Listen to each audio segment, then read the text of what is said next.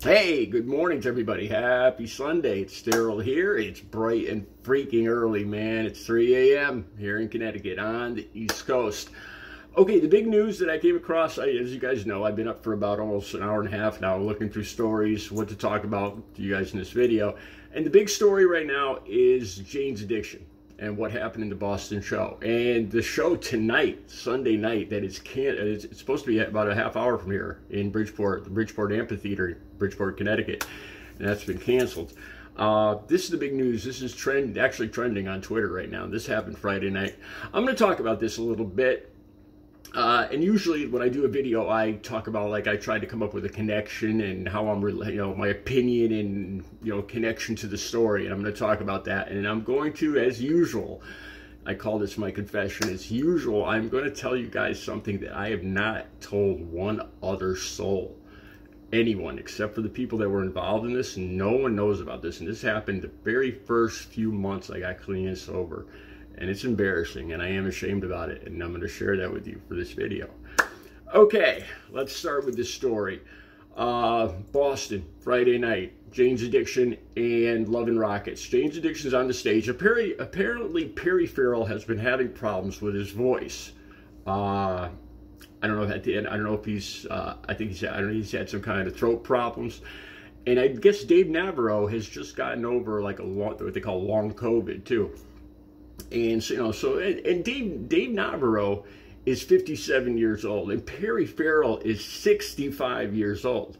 Now I got a lot of energy. I get up and I work out 6 hours a day, but at 65, I got to give these guys credit, because it's not as easy when you get this age. Believe me, you got the motivation, but it takes a lot more willpower to get out there and do the things you used to do. They used to come really easy to you. Okay, so like I said, Perry Farrell was having problems with his voice. This is what I think it was. Look, if you don't know and you're watching my channel for the first time, I am in recovery. I'm a recovering heroin and crack cocaine addict. I took everything. I drank every single day for 2 decades.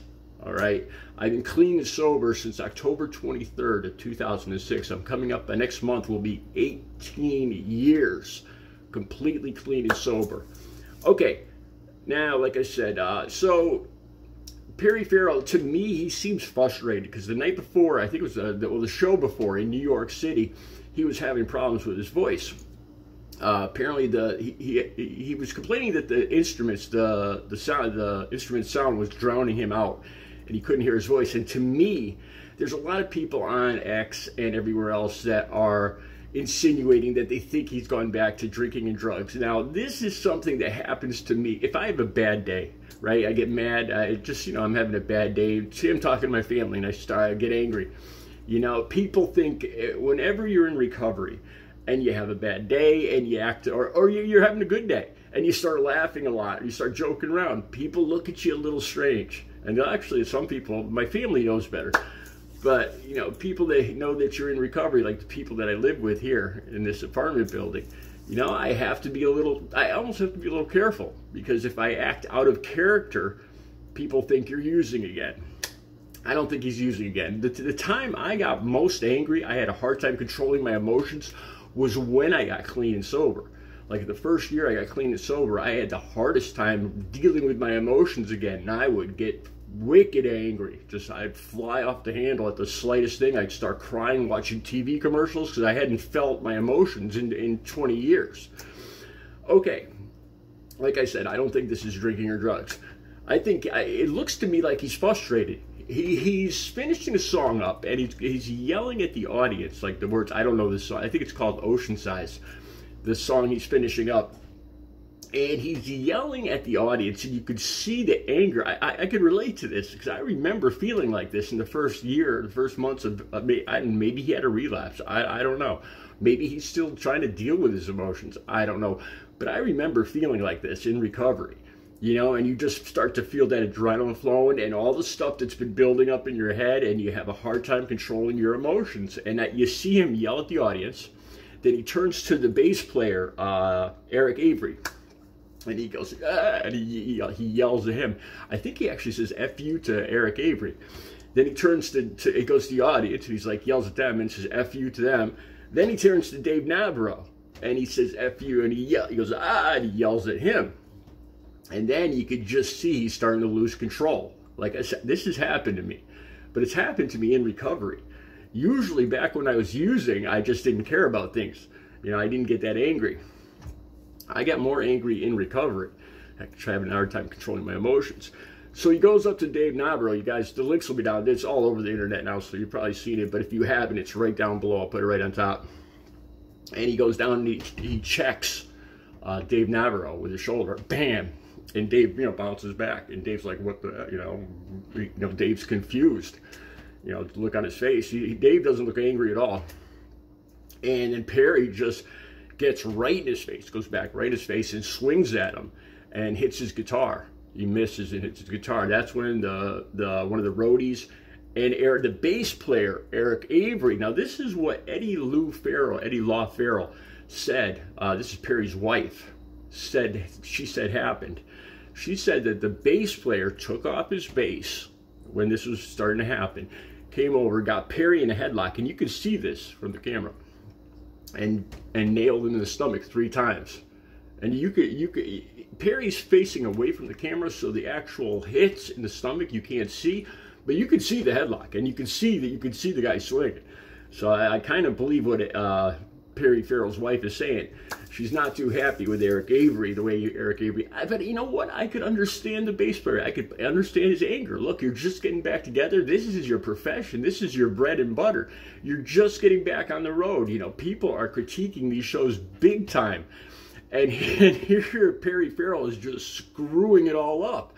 I mean, I could see that's how the bass player, Eric Avery's looking at it. I could understand him being angry, and I could see this. I honestly, I could relate to all 3 of these guys. I could understand Dave Navarro being confused and, backing off. I'm like, what the F, man?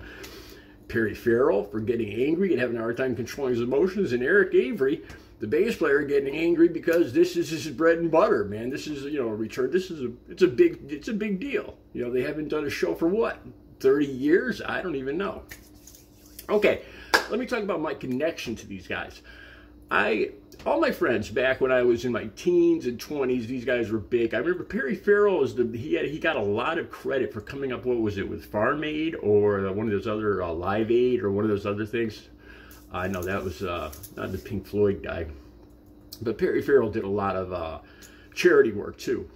And my friends were all into Metallica and the hard stuff, Pantera and all that stuff. And I always liked the weird stuff like Red Hot Chili Peppers and Jane's Addiction.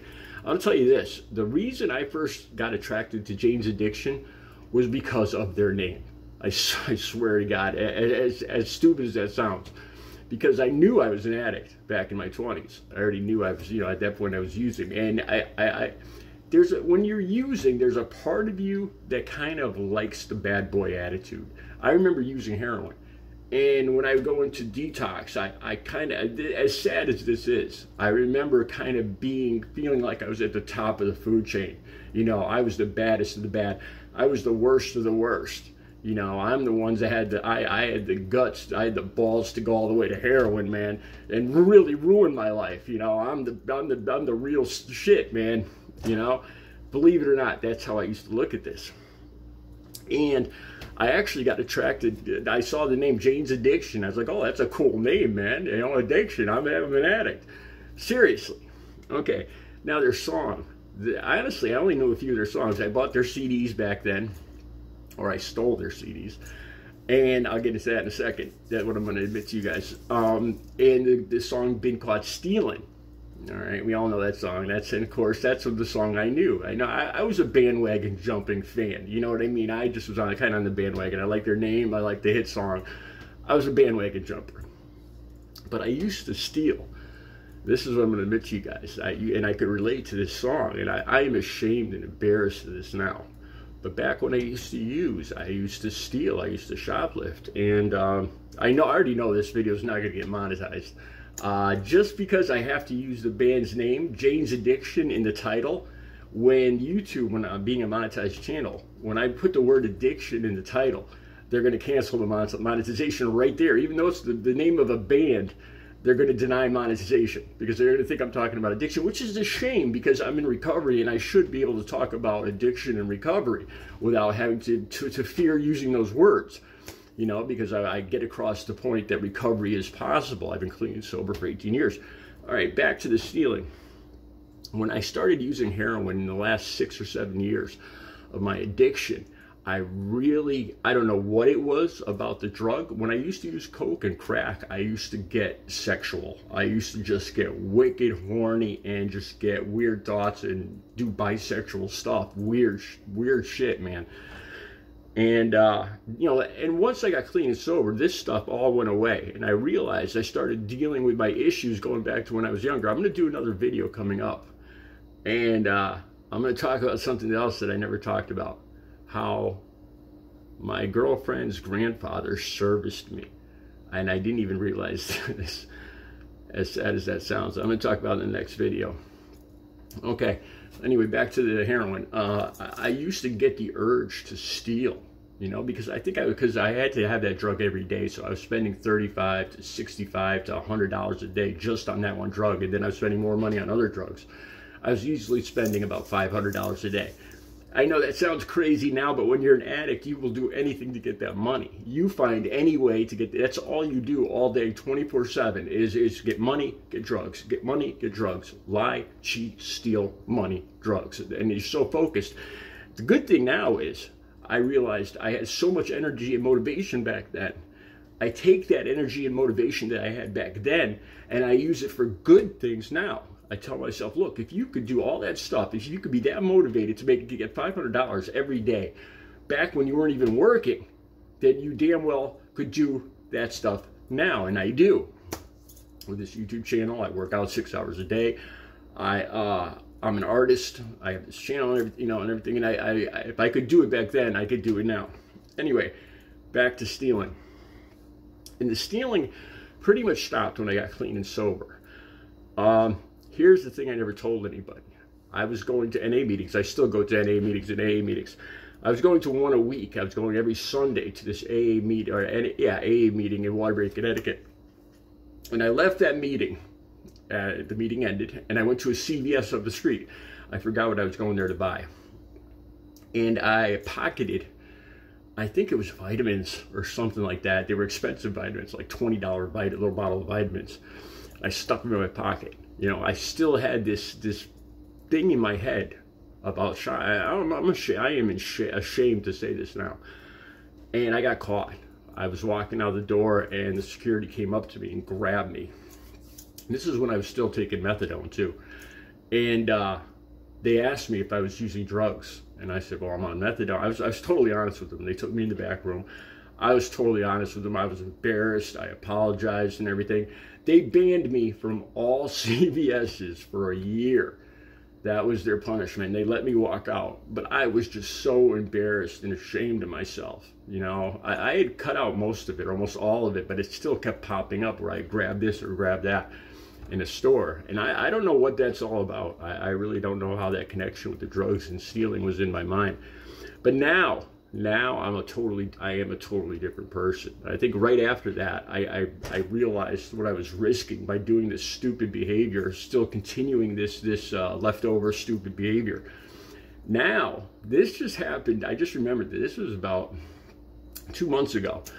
I went through a self-checkout at Stop and Shop, right? And you put your stuff on the self-checkout, and you scan it, and then you put it on the other table, right?